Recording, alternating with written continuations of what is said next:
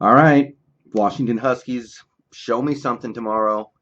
We're about 18 hours away from kickoff, hosting the USC Trojans, and it's it's kind of a weird game because USC is going to be playing their third string quarterback, and they're not the powerhouse that a lot of people thought they were going to be in the preseason. So it's not the full on litmus test that some people, including myself, were really expecting. But it is still going to be a tough game, and performing well and winning is going to mean something. We'll find out how much later. I don't want to overplay it. Like I said, we're playing Matt Fink, a guy who nobody really expected would play a snap this year for USC, and suddenly the starting job is just his. And look, he's throwing to some great wide receivers over at USC. The Pittman kid, Michael Pittman, Marcus Pittman, something like that. One of the best receivers we're going to play all year, maybe the best. And he's got some mobility too, so he can make plays with his legs as well as his arms. So to think it's just going to be an easy game just because they're not going to have their starting or even their backup quarterback, that's not how it is. However, I think it is, excuse me, frog in my throat. I think it is reasonable to say that this team should have every expectation of playing at home against a team that is not at full strength and taking care of business and winning. So first of all, the defense, which has played pretty well so far this year. They have not faced great competition yet. 14 points, 20 points, 20 points, 19 points.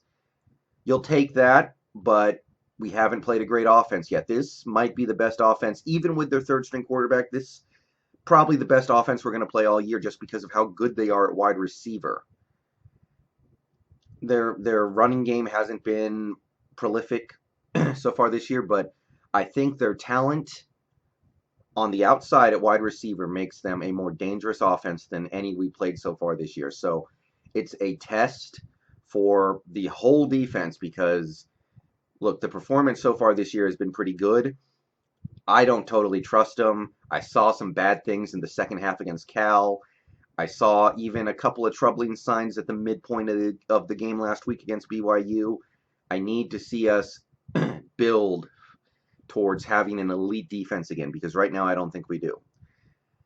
So basically, this is going to be a test for our secondary, going to be a test for some of the corners we have out there who are not yet at the level of corner play that we've expected over the last 5 years because we've had so many great ones come through.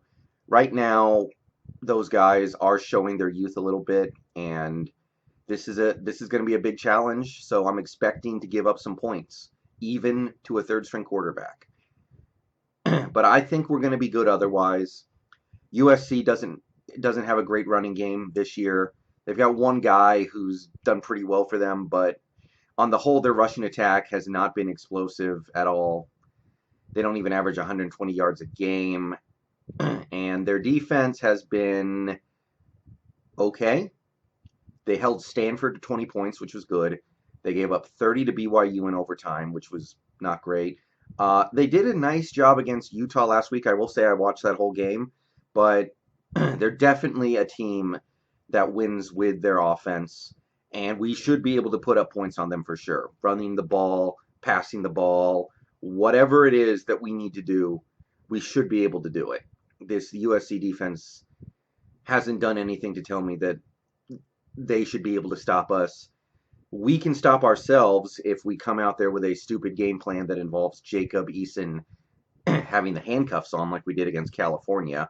I'm still not really over that game because, just thinking about it now, especially with this conference being so weak, that game still eats at me. But nothing you can do about it. All you can do now is learn from it. And what we needed to learn from that game is, God damn it, let Eason sling the rock. Because when he slings the rock, he is dangerous. Okay. Other than that, I mean, I think I've watched most of every USC game over the last 3 weeks, And they've shown a lot of toughness through adversity. They've Nobody thought they were going to beat Utah, and I watched that game. That was not a fluke. The better team won. USC just took it to them. So we cannot go out there tomorrow and expect them to just lay down for us. The Stanford game was a huge win, and I think a part of that game was with their backup quarterback too. It didn't phase them at all. They just crushed the team that a lot of people thought was going to win this conference. And their one loss this year was overtime against a decent BYU team that, well, we'll know more about BYU in a couple weeks.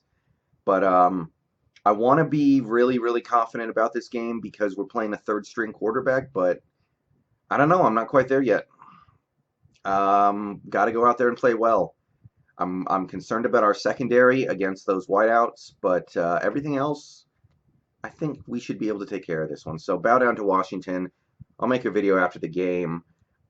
Excited to see them play their first big Pac-12 opponent, even if they are not the team that we thought we would be playing in the preseason.